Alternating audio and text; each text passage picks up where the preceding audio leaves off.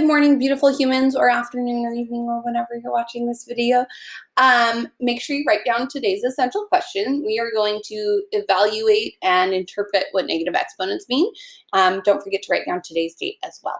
Hopefully you kind of got a preview of this when we talked about multiplying and dividing with exponents, particularly that quotient rule where we're dividing, and sometimes we had leftovers in the denominator, and when we applied our rule, we noticed that those might be negative also. So we're going to investigate that a little bit further right now and see what's going on there.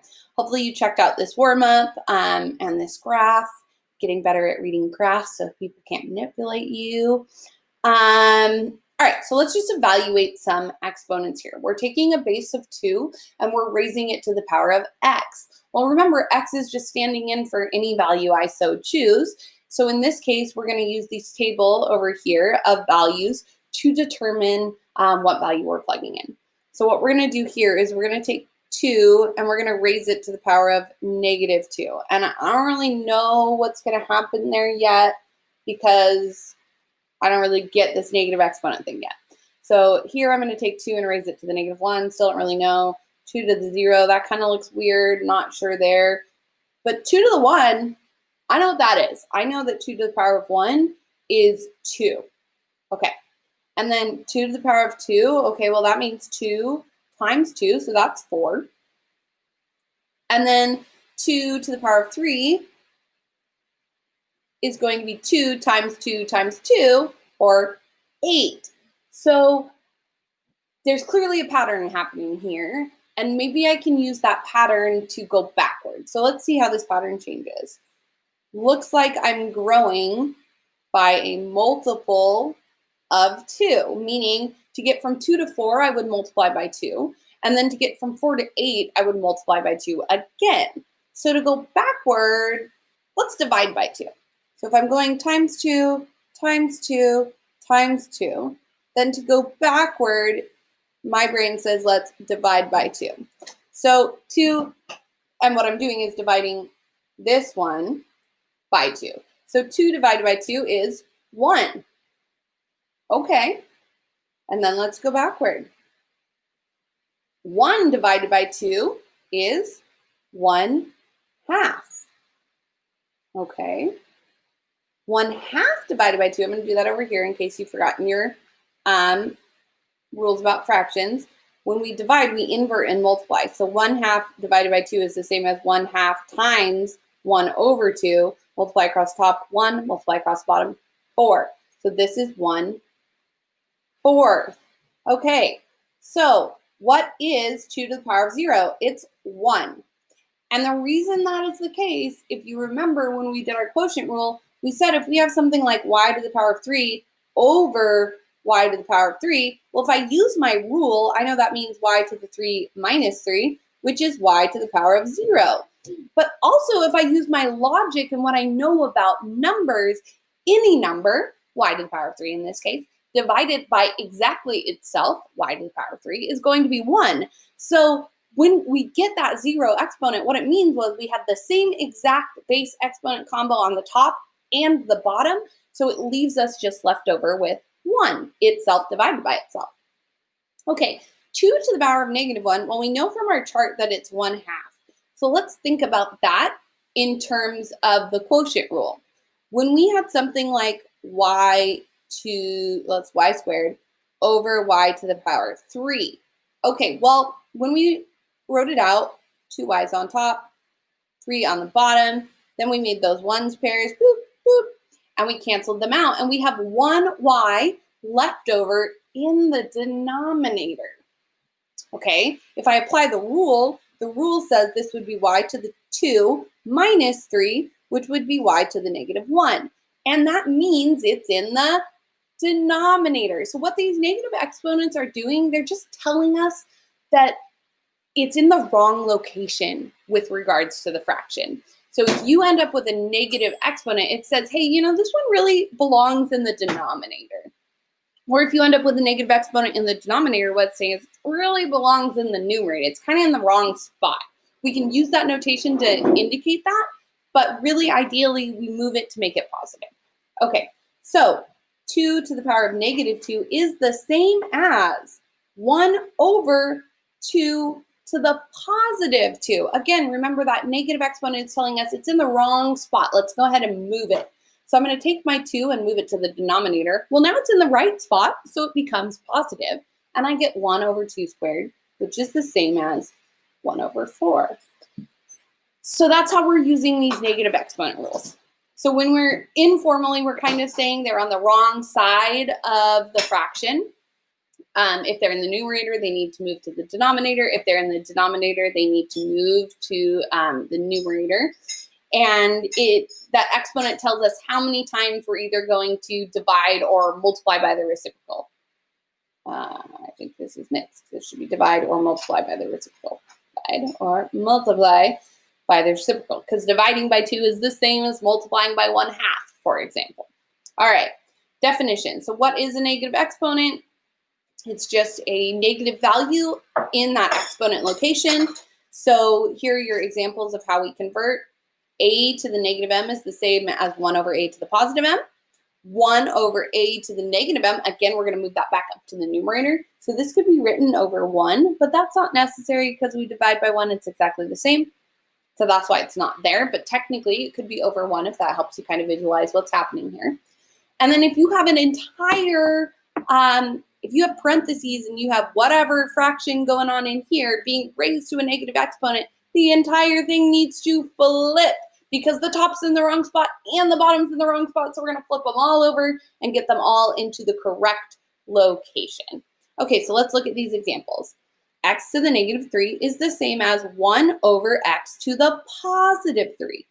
Because, again, those are in the wrong spot. I can't simplify that any further. That's it.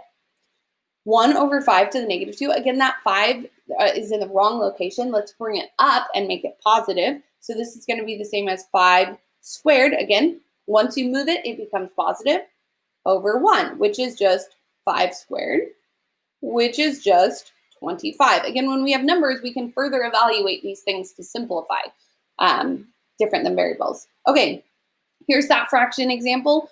Both of these, if we were to distribute our exponent like we do, we would have negative exponents on both the top and the bottom. So we want to go ahead and flip those over. So we're going to flip the whole thing, y over 3 to the power of positive 2. Again, then this exponent gets applied to all terms inside the parentheses. So this becomes y squared over 3 squared, squared, 3 squared.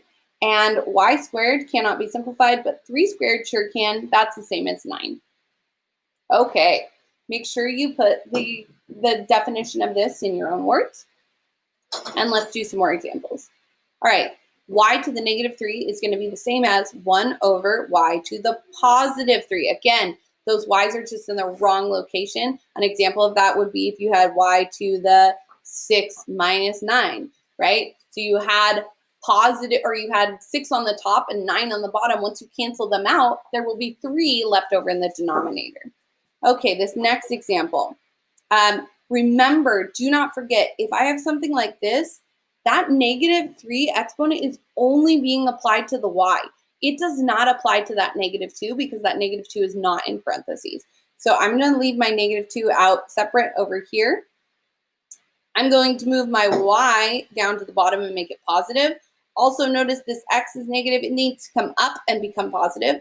So again, both those values that had negative exponents flipped. The number, the negative 2, is just a constant. Negative 2 doesn't go anywhere. The negative 2 is not the same as 1/2 positive. So these rules only apply to exponents. They do not apply to numbers. So then we can't really simplify that any further. We're done. Okay, let's do a couple more, and then you're going to give them a shot. Now, in this case, everything inside the parentheses is being applied to this negative 2. So I'm going to go ahead and flip the whole thing, y over 3x to the negative 4. And now it's being raised to the power of positive 2. Now notice, what I was taking care of by flipping that fraction was the negative 2 exponent. That did not change the fact that I still have a negative 4 inside. I'm going to have to deal with that separately, but I'm going to deal with that in a moment so that you can see. All right, so then we're going to distribute our square to everything inside.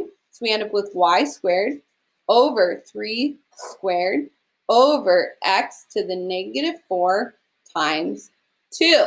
Okay, so we end up with y squared. 3 squared is 9. X to the negative 4 times 2 is negative 8. And then I want to make these positive, so they're going to come up with the y's. So I end up with y squared, x to the power of positive 8, all over 9 as my simplified version.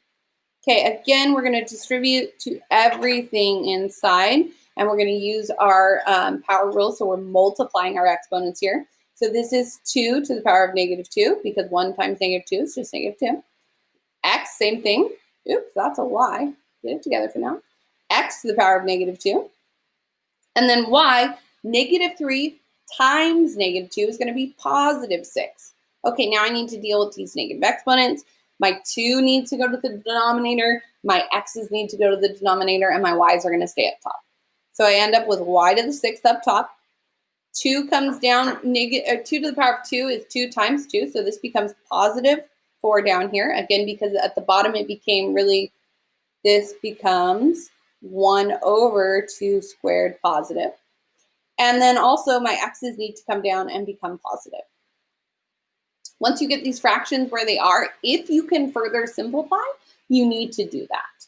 All right, give these u-tries a shot. Let's see what you got. Okay, so we're going to distribute this negative 7. We get g to the negative 21. Well, I don't like negative exponents, so I'm going to flip this to the denominator, 1 on the top because there's nothing else there. G to the positive 21. Okay, I'm going to bring my negative 4 up top. So I get 2y cubed r to the positive 4, and that's it. Nothing else to simplify there. Okay, here I need to multiply my constants together first. Negative 2 times 3 is negative 6. Then I'm going to multiply my exponents. Then I'm going to deal with the negatives. So now I have x to the negative 2 times 1, y to the 1 times negative 3. So this simplifies out to negative 6. X to the negative 2, y to the negative 3.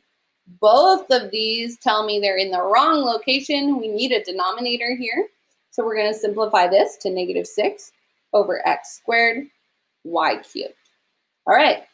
Last but not least, let's distribute this to absolutely, well, you could do that. So you could distribute that to every term. But I actually prefer the flip method, so let's flip the whole thing first, and then we'll distribute a positive exponent instead. So let's do 3a squared b cubed over negative 2a cubed b to the power of 0, all to the power of positive 2. Couple things to note here. Remember, the constants, the numbers or the coefficients, the numbers in front of variables here, are not going to change their values. So negative 2, even though it's flipping to the denominator, that is not going to suddenly change to a positive 2 because it moved to the denominator. It's a constant, not an exponent. Okay, now we distribute this to every single term inside. That goes to both numerator and denominator. So we get 3 squared, a to the 2 times 2, which is 4, b to the 3 times 2, which is 6, over negative 2 to the power of 2, negative 2, times negative 2 is going to give us a positive 4. Oh, I should have left it because I left the other one. We'll simplify that next. So let's do negative 2 to the power of 2. And then we have a to the power of 3 times 2 and b to the power of 0 times 2. All right, on the top, let's simplify. 3 squared is going to give us 9. A to the 4th, we already did that one, and b to the 6th.